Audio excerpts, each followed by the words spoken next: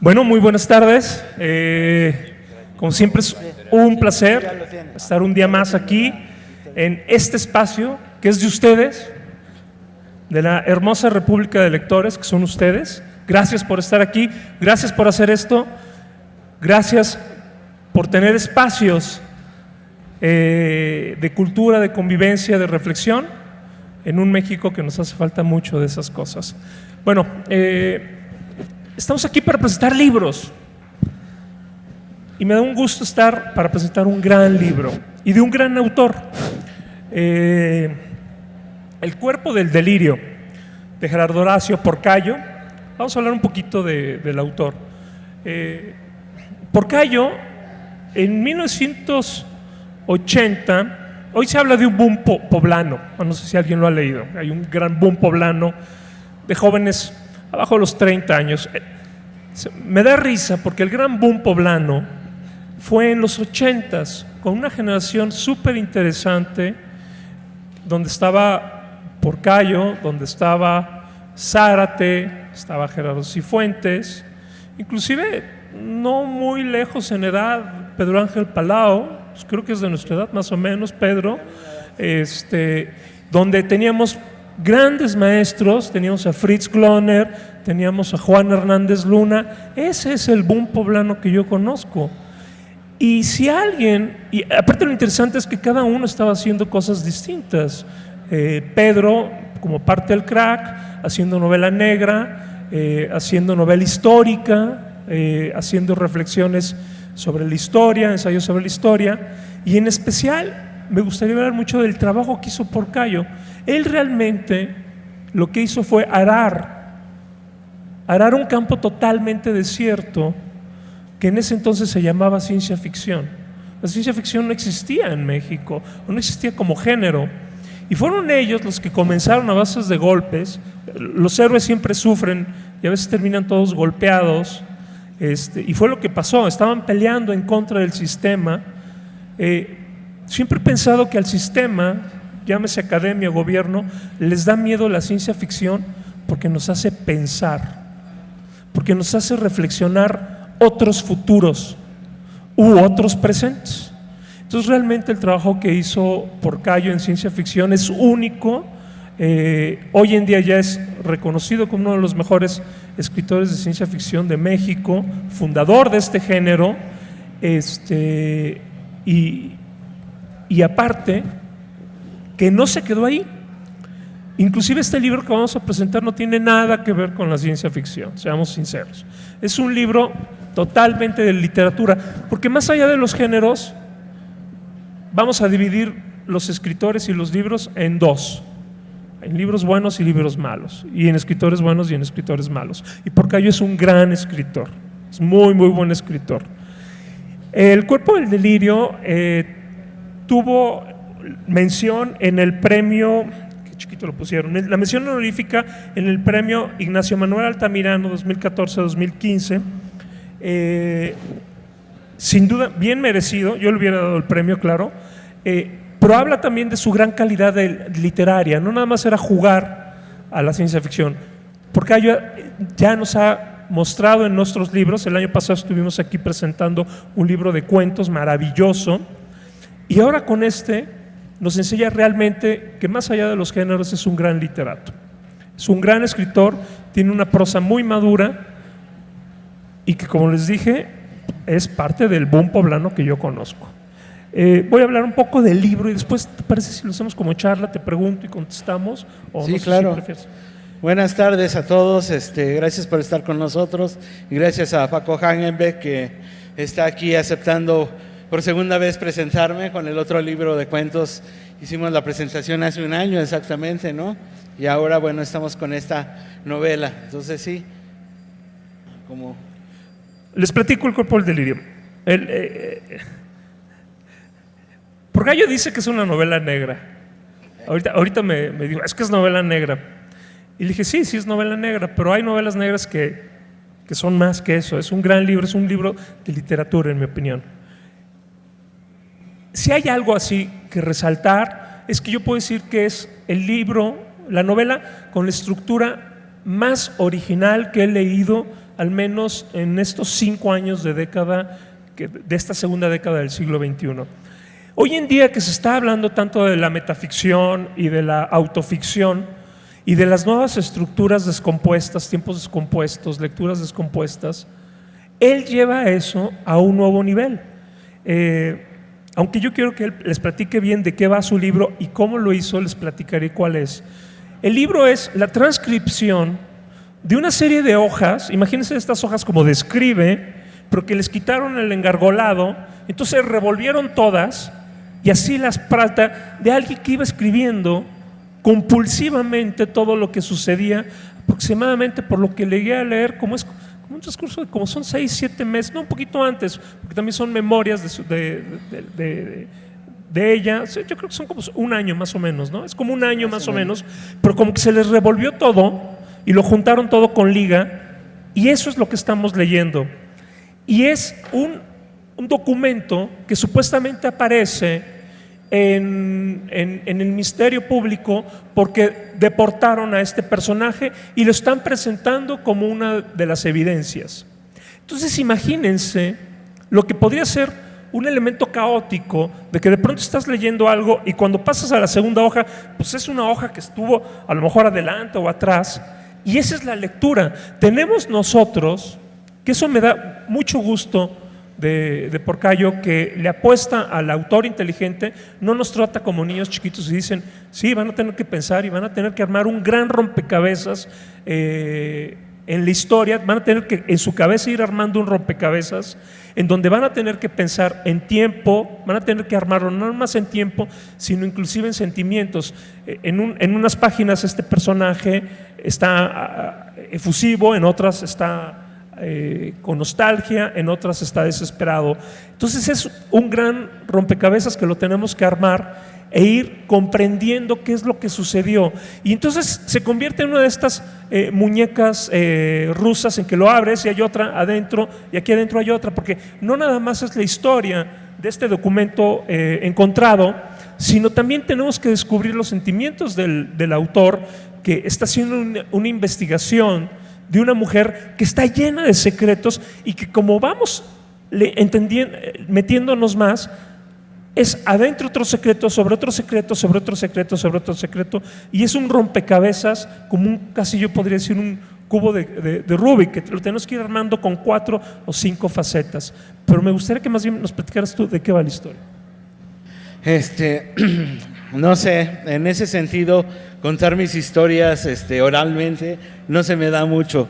Porque yo creo que es también una especie de prurito. Uno crece con ciertos mitos sobre qué tiene uno que decir y qué no. Juan Hernández Luna, que era un gran amigo mío y que lamentablemente se nos adelantó en esto del viaje al más allá, fue alguien que me lo demostró fehacientemente. Cuando nos conocimos, nuestro punto de contacto era la ciencia ficción, y él me decía que había escrito un cuento, El banderín de las chivas, que era de ciencia ficción. Me lo contó y me fascinó cómo me lo había contado. Cuando leí el cuento fue una decepción tremenda, ¿no? Porque todo lo que me había contado no estaba ahí en el cuento. Entonces es siempre un riesgo cuando uno cuenta una historia y cuando la escribe, ¿no? Hay historias, yo creo, en estos tiempos de internet, de videojuegos, de películas, de toda esta maravilla que tenemos al alcance de los medios masivos de comunicación. Todo esto ha hecho que ninguna historia parezca novedosa hoy en día y que todas las historias parezcan la copia de la copia de la copia, o tengan un cierto sabor extraño, ¿no? Creo que es una de las cosas que a mí me gustó mucho de cuando empecé a leer a García Márquez, ¿no? Que asumía que ya no había historias nuevas y que había que hacer una nueva manera de contar las historias. Esta es una historia que tiene que ver con algo que es muy común en mi tierra. Yo soy de Morelos, ¿sí? Del sur de Morelos. Y ahí las historias de magia y hechicería son muy comunes. Sin embargo, todos los que crecimos, pues al menos de mi generación para acá, vemos con ojos un tanto escépticos todo lo que tiene que ver con hechicería y magia y todo esto, ¿no?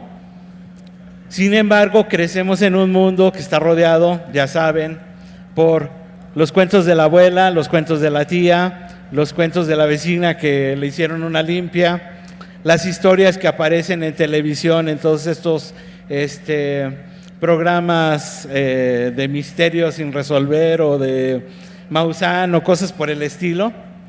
Todo eso tenemos. Entonces, a mí me interesaba contar una historia que pareciera de un amor incompleto, un amor a una persona que se le acaba de morir la novia, ni siquiera llegaron a casarse, ni siquiera llegaron a vivir juntos.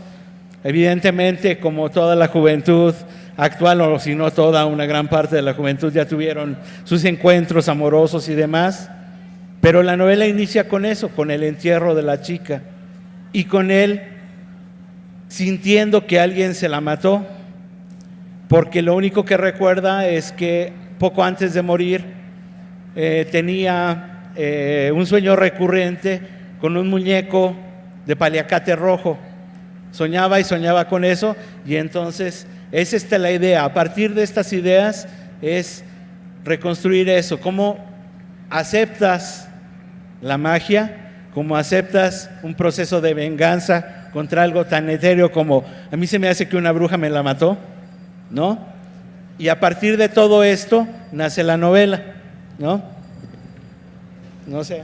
Fíjate que ahorita dijiste una palabra que creo que define muy bien la historia, incompleta, ¿no? La misma estructura es una falsa historia incompleta, es un amor incompleto, inclusive es una investigación incompleta, es una relación incompleta, es un descubrimiento del mismo incompleto,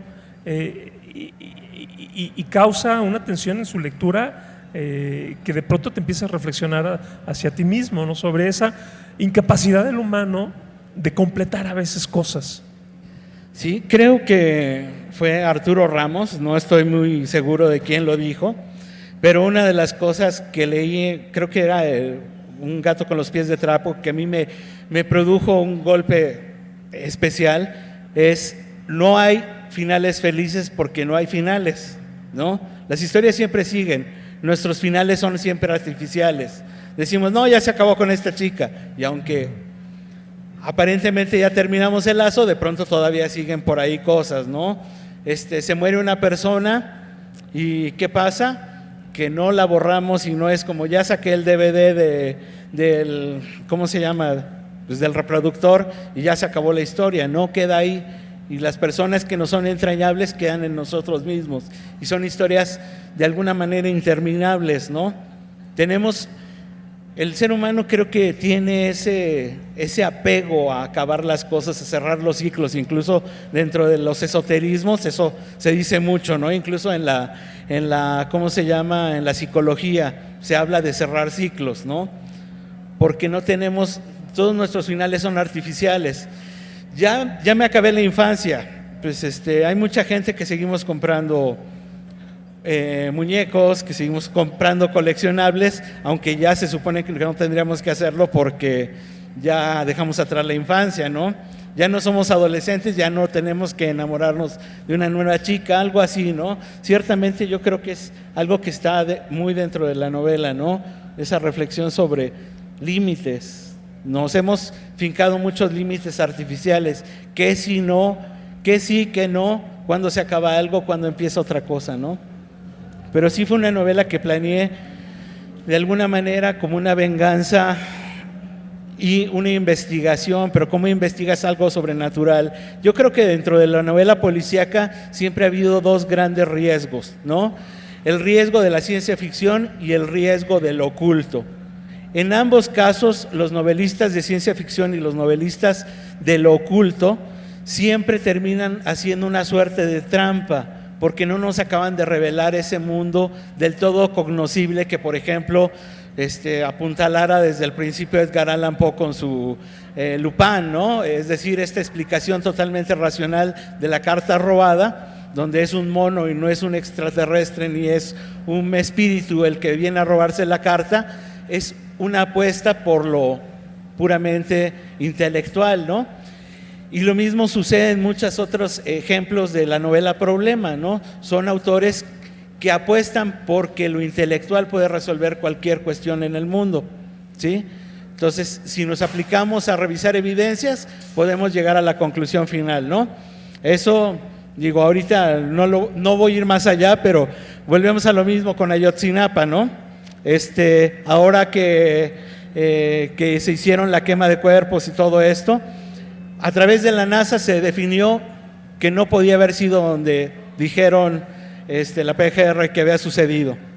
Sin embargo, esas pruebas en la vida real pues no se toman en cuenta, ¿no? Y parece que se contradicen esas pruebas reales. En fin, hay una serie de cosas interminables en torno a esto, pero quise hacer una novela precisamente donde retomara esta parte de la imposibilidad de hacer una investigación policíaca con lo oculto incluido y con lo extraño, extraordinario, y con esta imposibilidad de investigar cómo es que una bruja pudo haberme matado a mi mujer, ¿no? Algo así. Esta es una pregunta muy personal, como de escritor a escritor. Por la misma estructura que les platiqué, descompuesta, hay dos cosas que me cautivaron, que es, les digo, yo creo que es uno de los trabajos de estructura más originales del siglo XXI. ¿Te sentaste y lo escribiste así, de principio a fin? ¿O sí lo escribiste y luego lo partiste y lo uniste?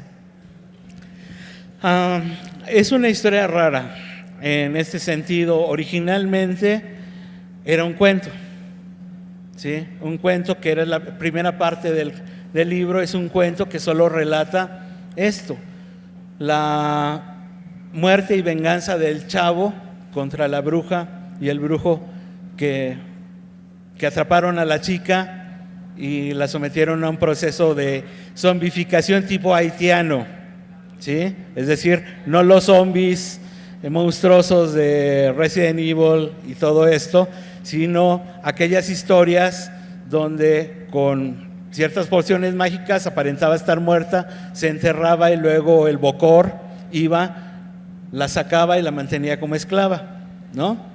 Originalmente era solo esto, pero fue un cuento muy mal recibido, ¿no?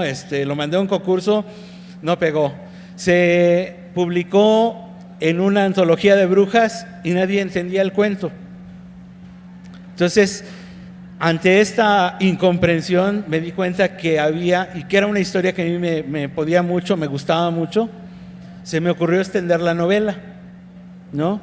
Y entonces ya hice todo el proceso de qué pasa después del rescate. Originalmente nada más acababa en la venganza, ¿sí? Pero no había el encuentro posterior a este despertar o a este encontrar a la chica después del proceso, después de haberla visto enterrada y haberla encontrado.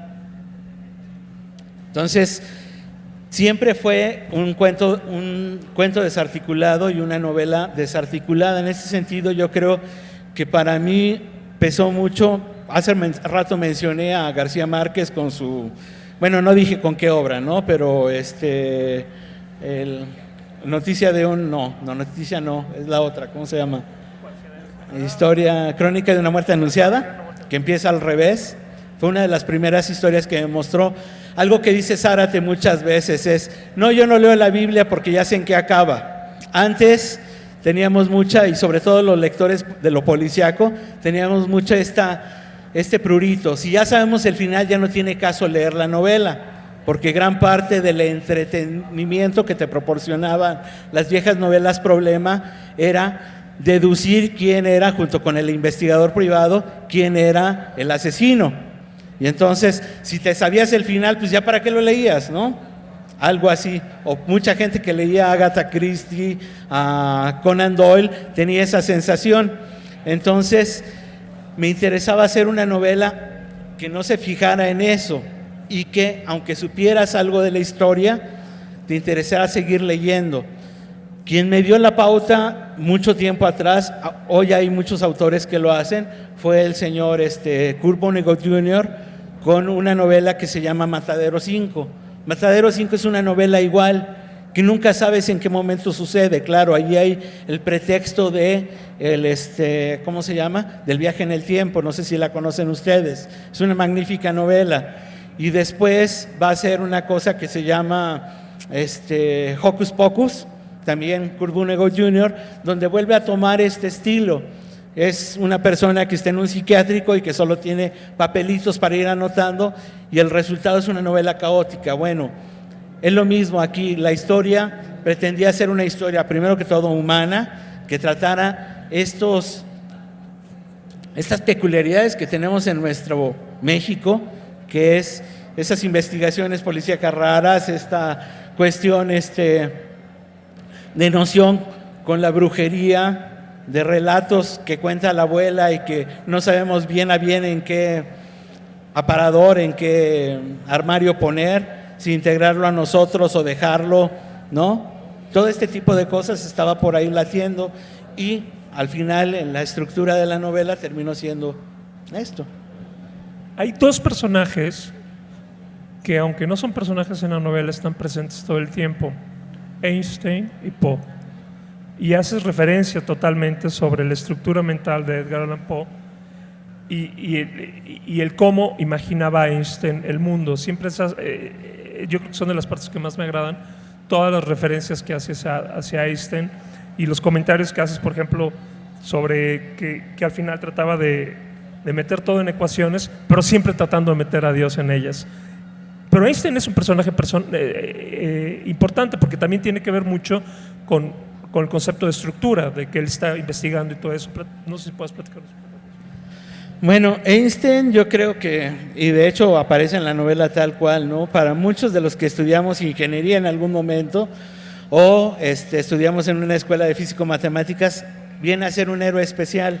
¿Por qué? Porque cuando uno lo reprueba en matemáticas, en estas cosas que son especialmente dedicadas a las matemáticas, uno se siente horrible, hasta que encuentran la biografía de Einstein, que también lo reprobaron, y entonces de pronto se vuelve el héroe, ¿no? Porque si Einstein, que fue capaz de inventar la teoría de la relatividad, de cambiar la estructura conceptual de la geometría, ¿sí?, lo reprobaron en matemáticas, a mí, ¿por qué no?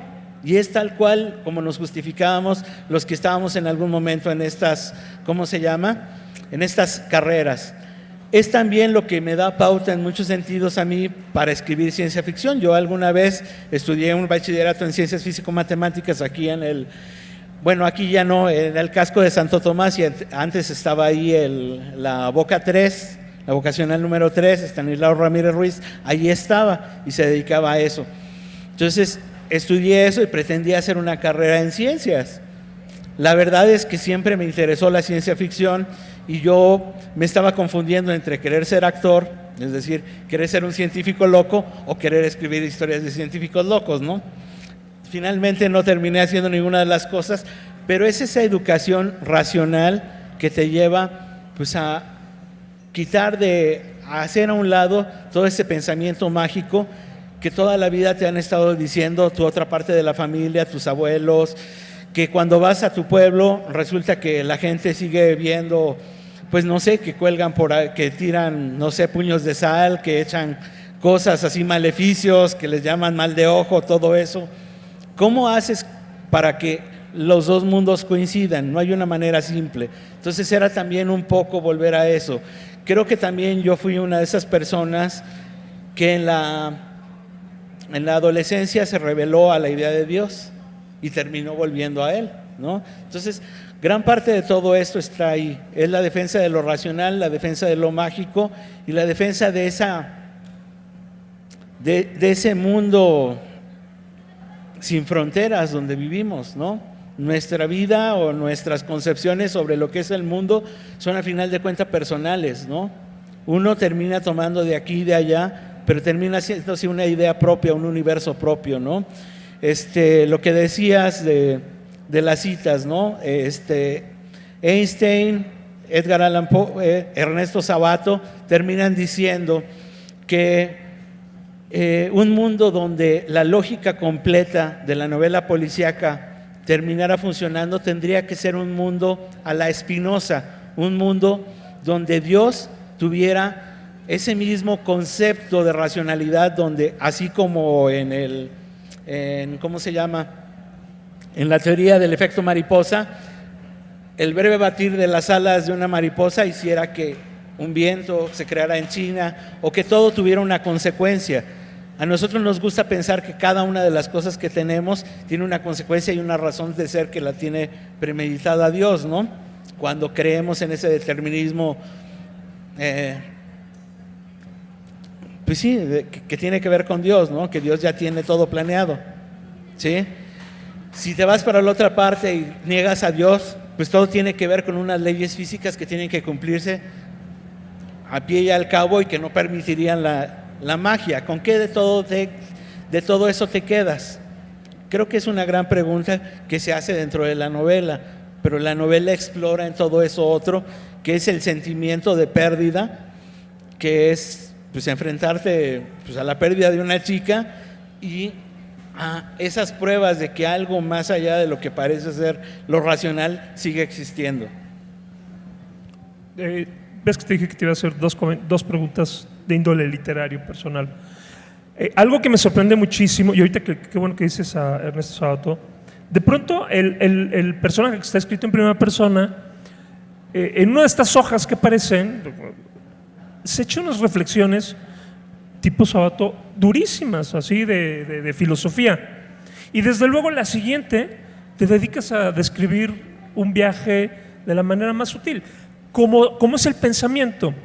Pero si lo tratamos de hacer racional, no lo puedes, que es una de las cosas que más admira, cómo podías saltar de reflexiones tan profundas a de pronto textos muy simples como casi de diario de viaje, porque lógicamente así es el libro, ¿no? Son las páginas que vas encontrando y todo eso. Sí lo hiciste, me imagino, a propósito, ¿no? Sí, bueno, la idea es, eso lo decía Hemingway, ¿no? Que una novela tiene que ser como una pelea de box, dar un golpe y retroceder, dar un golpe y retroceder, ¿no? Es decir, no te sueltas como un boxeador a soltar toda la maraña de tiros sin ver a dónde pegas, ¿no?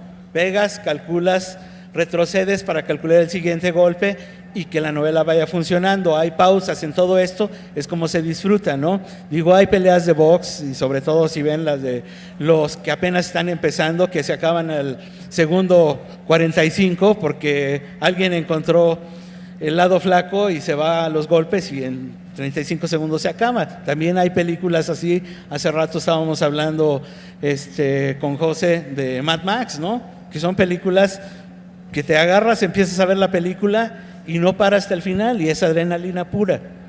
Ok, pero esas son las películas de acción. Hay otras películas u otras historias que tenemos que narrar en otro tono, ¿no? En este caso, pues era preciso por todas estas reflexiones, porque es una pregunta misma sobre hasta dónde llega lo policíaco, hasta dónde es una investigación, cuándo termina de ser una investigación.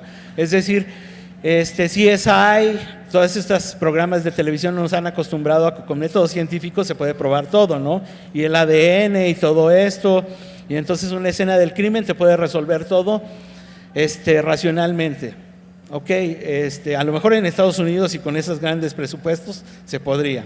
Aquí, pues resulta que no, en México no tenemos ni esos presupuestos, ni la preparación en nuestros investigadores para hacerlo, ni nada por el estilo. Y ahora sí es a nivel vigilante, es decir, a nivel de alguien que se quiere vengar de alguien que le mató a la chava, pues peor aún, ¿no? ¿Cómo llevas a cabo tu investigación? Como Dios te da a entender, y esa es la verdad, ¿no? Entonces, es la historia de alguien normal, es alguien que está estudiando una carrera junto con su chica, ¿sí? Y realiza su investigación y mientras va huyendo de la venganza que hace, pues va reflexionando sobre todo esto para tratar de creérsela, porque además no es ya encontró a su chica y ya todo es belleza y felicidad, ¿no? Pero creo que es contar un poquito demasiado, no sé, ahí tú me dirás si es contarles demasiado por qué esta huida y en qué acaba. Fíjate que te iba a preguntar eso. Bueno, el final, que no es el final porque está diluido. Te quería preguntar, cuando vuelve a encontrar a Laura, es fuerte, es una imagen muy fuerte, y te voy a pedir, como de escritor a escritor, que nos enseñes tu truco, como mago, enséñanos tu truco. ¿Es una metáfora de qué cuando la encuentra? Esa Laura que encuentra, ¿es una metáfora a qué? ¿Qué querías decirnos? Es una metáfora y es también un apegarse a lo que sucede hoy en día. Es decir, a lo mejor el proceso de zombificación de los haitianos en Haití, enterrando a las personas en cajas de madera en la tierra, permitía que de pronto pueda resucitar a alguien, ¿sí? Suponiendo, digo, hay estudios aparentemente reales de que eso puede llegar a suceder, es decir, inducir una especie de coma en donde no haya signos y que metes a alguien en una tumba y después la sacas y la revuelves, en que no hubiera afectación cerebral, ¿no? Pero hoy en día, como se entierran a las personas en México, eso sería muy difícil. Incluso las tumbas que quedan a ras de tierra ya tienen mampostería, ¿no? Ya es todo un proceso donde es hermético, ¿no? Entonces, era tanto definir eso, que así estamos haciendo las cosas en México, como el otro problema, que es esas grandes metas que nos prometen que cuando la alcances, todo va a ser la felicidad, ¿no? Creo que no hay meta que te deje completamente lleno, ¿no? Apenas el día de ayer veíamos el documental sobre Félix, el que se tiró del borde del mundo, ¿no? Con los de Red Bull, el proyecto Stratos, no sé si lo vieron ustedes, este chico que se aventó en paracaídas desde la estratosfera, ¿no? Y fueron 7 años que se dedicaron a esa meta. Y ellos comentaban algo muy cierto: siempre que trabajas tanto en una meta, cuando llegas al final de la meta, de pronto te encuentras vacío. Ok, ya alcancé mi punto máximo, ya alcancé lo que quería. ¿Y ahora? ¿Ahora qué va a ser mi vida? Dediqué todos mis esfuerzos a esto. ¿Y ahora? ¿Ahora qué? ¿Qué sigue? ¿Qué si empleé todas mis fuerzas, todos mis conocimientos, todo mi dinero en cumplir esta meta? ¿Qué sigue? Y no solo qué sigue, ¿es suficiente lo que obtuve en la meta? Esa es como de las grandes preguntas, ¿no? que yo creo que todo el tiempo se nos dan de manera subrepticia, ¿no? Disney nos promete que se casaron y vivieron felices para siempre, ¿no? Entonces llegamos al altar, nos casamos y ya todo es felicidad para siempre. Esa es la gran pregunta, ¿no? Entonces es como tratar de llegar a esa respuesta. Ese es el final de la primera parte, ¿no? Y luego lo demás es la oída, es el tratar de vivir con lo que acabas de obtener, de seguir adelante, ¿no? Entonces es una novela en este sentido, un tanto intimista, pero es una novela también que buscaba romper los géneros, ¿no? No quedarse. Es una novela de terror, es una novela de brujería, es una novela policíaca, es una novela de amor, pues es una novela de todo un poco, como nuestra vida. No es una vida de ciencia ficción, no es una vida policíaca, no, es una vida de todo. Somos escritores y nos toca vivir un poquito de todo, ¿no? Ser maestros, ser padres de familia, ser algo. De todo vivimos un poco y creo que es un poquito eso. Pero creo que me estoy yendo demasiado lejos. No, te preguntaba lo de la metáfora porque hay un momento en la novela que no sé por qué me recordó un cuento, pero también es un poco una reflexión de cuando él dice que es algo que todos deseamos. Me gustaría que no se hubiera ido, me gustaría que estuviera aquí, pero nunca dice cómo. Es nada más que esté aquí. Y me recordó mucho este cuento famoso de La mano del mono, ¿te acuerdas? La mano del mono, que piden 3 deseos. Es un cuento inglés que piden 3 deseos, se les muere el niño y dicen, me gustaría que el niño estuviera aquí. Y sí se lo cumplen. Y es cuando le entra la pregunta a la mamá, le dice, ok, ¿y qué acabo de pedir? El niño está muerto y me lo están regresando. Entonces es un poco, te preguntaba la metáfora, es de a veces hay que tener miedo que no se, que no se cumplan tus deseos, ¿no? Que no se cumpla lo que él buscaba, que no, él quería una venganza y él quería encontrar de nuevo a Laura y a lo mejor no era lo que él quería en el fondo, o al menos lo que encontró no era lo que él esperaba. Sí, digo, ahí sí no habría mucho que agregar, ¿no? Yo creo que ese es el problema, y en cuanto más idealizas algo, cuando más idealizas una ausencia, en el reencuentro o en esto es cuando más se te cae el castillo de arena, ¿no? Porque es un constructo personal, es una idealización de las cosas, ¿no? Es como, no sé, digo, sin querer ofender ni nada, a nadie, pues, quiero decir, el proyecto de los hippies de volver a la naturaleza, dejar todo atrás, volver el contacto con el mundo, ¿no? De pronto ahorita en Europa las negativas a vacunas de pronto están trayendo ahorita grandes problemas, ¿no? ¿Por qué? Porque se negaron a vacunarse queriendo hacer una vida más natural, sin transgénicos, sin trans nada, ¿no? ¿Y qué pasa? Que vivimos en un mundo totalmente alterado, donde si no estás preparado también para las alteraciones propias del mundo, te lleva un poquito el tren, ¿no? Entonces es un poquito eso, uno idealiza las cosas sin ver que el mundo sigue su marcha. No podemos regresar al mundo, no sé, creo que el mejor momento de México DF fue 1950, ¿no? Y el mundo que nos relata José Emilio Pacheco en las batallas del desierto, ¿no? Pretender volver ese 1950 que mi mamá tanto añora, donde todos se vestían de traje y todos eran decentes y todo era bonito, pues es un sueño que no se puede cumplir así como así. El mundo ya va por otra parte, ¿no? No sé. Y una última pregunta, al menos de mi parte, ya para pasar. ¿Cómo llegó para ti esta mención? ¿Cómo lo sientes ahorita a tu altura de tu trabajo haber recibido esta mención en el premio? Bueno, dice nuestro querido amigo Bev que el único contento en un concurso es el ganador, ¿no? Entonces, evidentemente, los premios siempre son fundamentales, ¿no?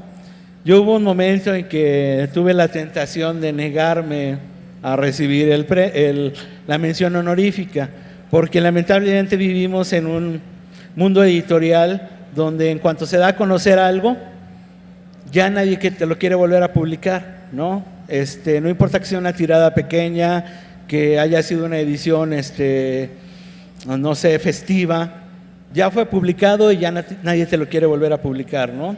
Entonces, bueno, un premio literario trae dos cosas. Primero, un monto, que uno siempre está persiguiendo la tortilla, así literalmente, ¿sí? Y por otra parte, pues el prestigio y la publicación. Aquí lo que me dijeron cuando me contactaron y antes de que dijera, ¿saben qué? No quiero mi mención, es vamos a publicar el libro de inmediato, ¿sí?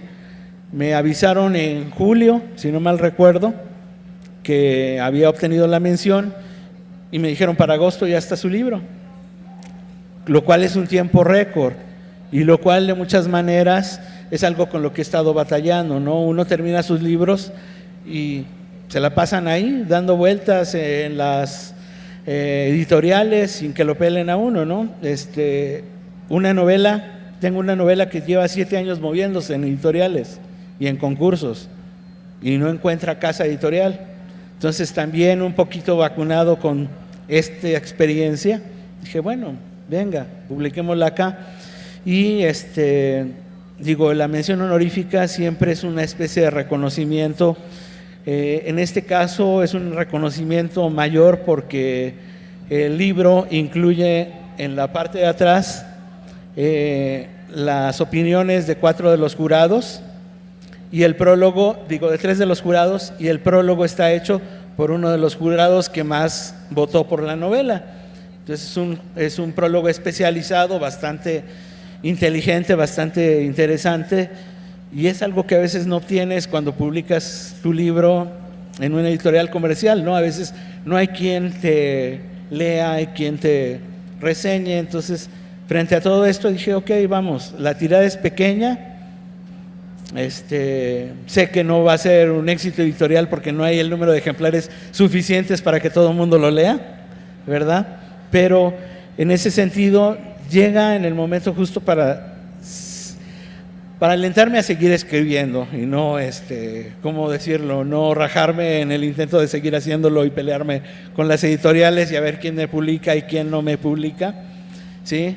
Y llega también después de haber recibido 2 reveses en 2 concursos, ¿no? El primero fue en España. En España me escribieron y me dijeron, nos gustó tu novela, pero no tenemos el dinero, si tú pones la mitad, nosotros ponemos la mitad. Pero va a ser una publicación estatal y si quieres ejemplares, pues vas a tener que pagar ¿cómo se llama? El envío desde España, etcétera, etcétera, lo cual no es nada barato. Entonces, pues me negué. Y en la segunda, bueno, no obtuvo nada, en un premio de novela policíaca no obtuvo nada. Yo platiqué por ahí con uno de los jurados y ¿cómo se llama? La impresión que él tenía sobre la novela era bastante mala.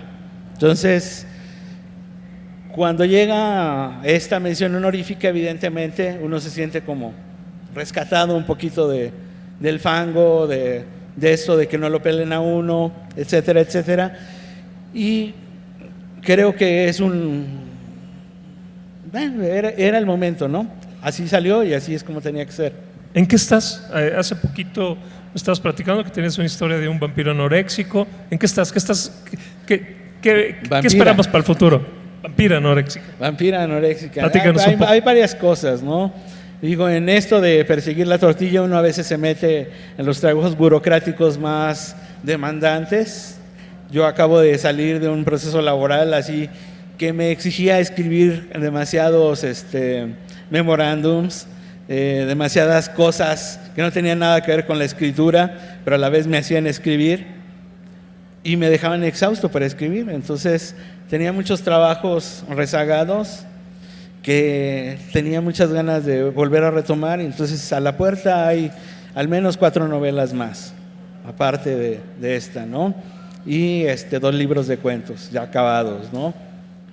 ¿Cuándo van a encontrar editor? Más con esta necedad de nuestros editores de publicar un solo libro al año de un autor, no lo sé, pero bueno, es parte del proceso y de lo que uno tiene que vivir cuando lamentablemente el perseguir la tortilla lo hace uno dejar la carrera de escritor al 100%, ¿no? Pero creo que es parte de todo, ¿no? En algún momento yo estaba muy enojado con todo esto. Conté de esto de sentir que no había espacio suficiente para la creación, y en algún momento Javier Sicilia en un curso que dio en la Ibero, ¿no? Decía, es que con la pobreza que hay en México uno tiene que ganarse el derecho a escribir, y eso se lo gana trabajando también. Y pues creo que no me quedó más que darle la razón, ¿no? Abro los micrófonos para el público. No sé si alguien tenga un comentario, una pregunta, no nada más sobre este libro, sino sobre toda la obra y la imagen de la literatura hoy en el siglo XXI para el autor Horacio Porcayo. ¿Alguna pregunta, algún comentario?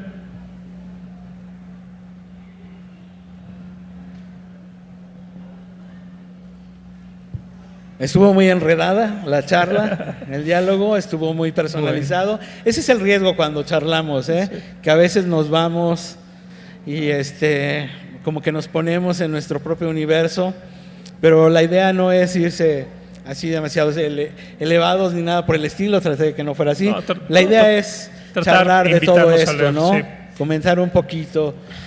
Creo que ante todo una de las cosas fundamentales que lo hacen a uno seguir escribiendo es uno escribe las historias que no encuentra en ningún otro autor, ¿no? Y eso hasta la fecha sigue siendo básico en mi escritura. Yo escribo lo que no encuentro, lo que no me dan otros autores. Eso es lo que sigo buscando escribir, ¿no?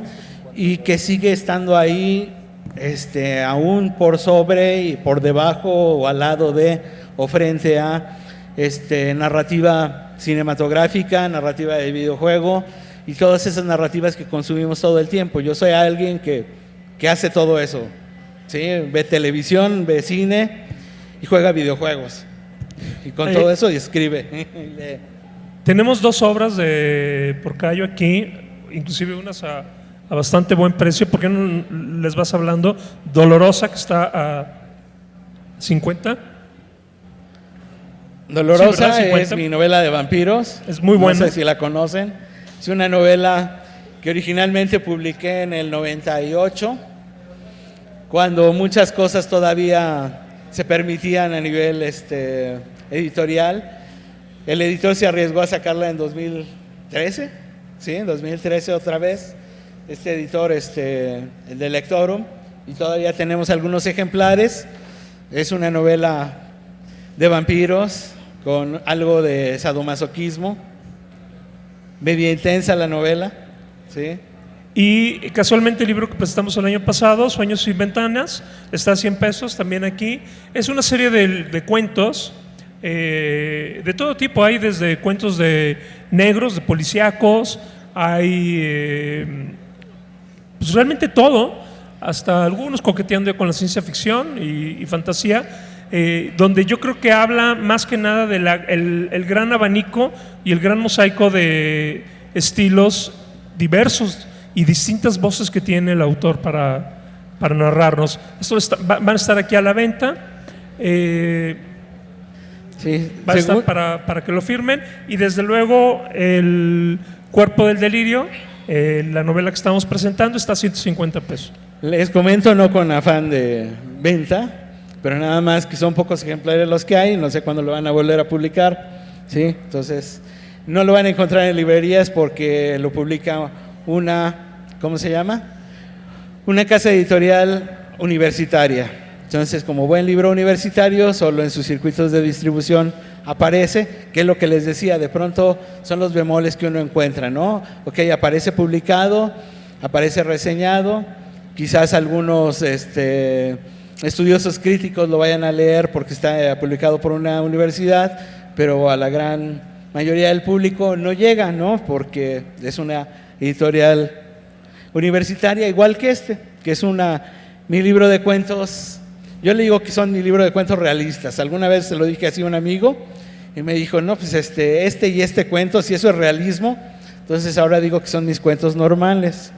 Son cuentos que son homenaje a alguno de los escritores que me han gustado mucho de la literatura general latinoamericana o incluso extranjera, y algunos experimentos, algunos juegos, ¿no?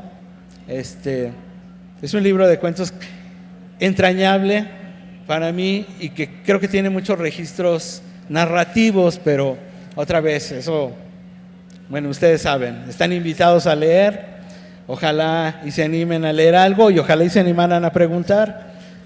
Dolorosa yo se lo recomiendo mucho. A mí el género de vampiros me gustaba mucho hasta que le dieron en la madre con Crepúsculo, porque los vampiros son unos ojetes. Y este libro en especial, pues sí está más, es para adultos realmente, es vampiros ya clase AAA. Yo creo que se le agradece a Porcayo por haber regresado el género del vampirismo a donde tenía que estar, muy bien puesto y de veras con tintes de sadomasoquismo muy, muy interesantes, inclusive de sexualidad. Está cargado de sexualidad el libro, se lo recomiendo muchísimo y aparte está en un precio maravilloso de 50 pesos. Pues sí. Si no hay preguntas, si no hay comentarios ni nada por el estilo. Pues muchas gracias. No, qué bueno, mira. Buenas tardes. Bueno, yo soy uno más del público, pero de hecho lo que voy a decir pues también es algo muy sencillo, pero me llama la atención porque la ficción, incluso esto es trillado, o la realidad supera la ficción. Como que quiero entender, yo lo que quiero dar a entender es que la ficción pues, es una complicidad de nosotros con lo que nos ocurre día con día, y que todo lo que pudiera ser un relato complicado, pues surge de la de la cotidianidad más elemental. Presiento que esa novela que nos está regalando hoy, bueno, que nos está presentando, no sé, de repente, como por lo que dijo el compañero, pues tiene un formato, una línea como de James Joyce. Dice que está todo revuelto y que, pues no sé, seguramente hay un monólogo interno a la manera de James Joyce, del Ulises, seguramente. Y entonces, pues esa novela, bueno, pues sí, esa novela, o lo que se pueda hacer, pues cuenta una anécdota muy sencilla. Es el día, un día común y corriente en la vida de Stefan Dedalus.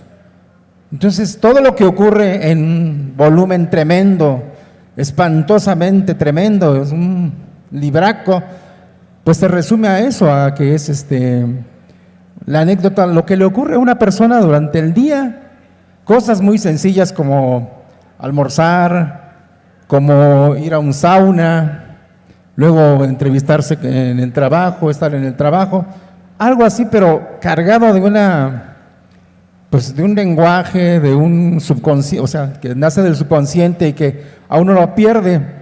Entonces, yo quiero reforzar esta idea más porque ayer que nos regaló el libro nuestro escritor Gisbert Heifes, espero, bueno, no sé si lo estoy pronunciando bien, no, seguramente, no, estoy pronunciando malísimo, allá está el señor.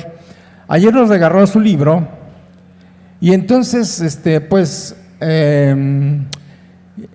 llegando a la casa donde me estoy hospedando ahorita, que está la feria, porque yo también vengo, así como él no viene seguramente del estado de Morelos, yo sí vengo del estado de Morelos, vengo de Cuernavaca, entonces me estoy hospedando en la casa de mi hermana, y entonces empiezo a leer el libro, y ya no leí mucho, ¿no?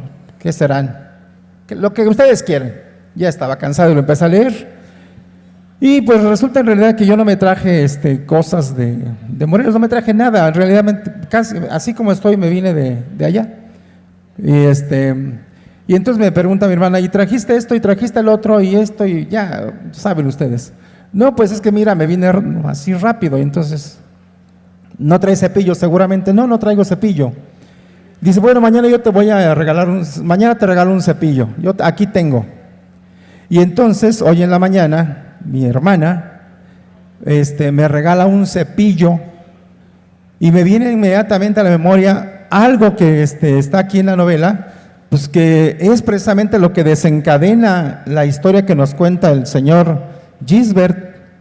Él nos cuenta en esta novela que hay una persona, un señor que la noche anterior se pone una guarapeta, pero de aquellas, y al otro día cuando se despierta no sabe qué ha ocurrido, pero lo más sorprendente e interesante es que en el vaso, va y se lava, se cepilla los dientes y demás, y ahí en el vaso del baño encuentra un cepillo, dice ahí, lo dice el escritor, perdón, ya terminó, de un cepillo color verde bilis.